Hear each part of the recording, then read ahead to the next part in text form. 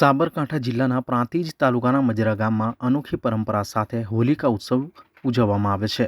ભૈરવનાથ મંદિરના ચોકમાં બે હોળી પ્રગટાવવામાં આવે છે, જેમાં એક હોળીમાં લાકડા મૂકવામાં આવે છે, જ્યારે બીજી હોળીમાં છાણા મૂકવામાં આવે છે। લાકડાની હોળીમાં જે અંગારા પડે છે તેના ઉપરથી બાળકોથી માંડીને યુવાનો અને વૃદ્ધો સળગતા અંગારા પરથી ખુલ્લા પગે ચાલે છે। પરંપરાગત ચાલી આવતી આ પ્રથામાં હજુ સુધી કોઈ પણ દાઝ્યું હોય તેવો કોઈ બનાવ બન્યો નથી। ત્યારે દાદા ભૈરવનાથના દર્શન તથા મજરાની હોલિકા દહન જોવા માટે શ્રદ્ધાળુઓ પ્રાંતિજ તથા તાલુકા સહિત મહેસાણા, અમદાવાદ, મોડાસા, ગાંધીનગર સહિતના વિસ્તારોમાંથી પણ આવે છે અને પોતાની રાખેલ માનતા અને બાધાઓ પૂર્ણ કરે છે।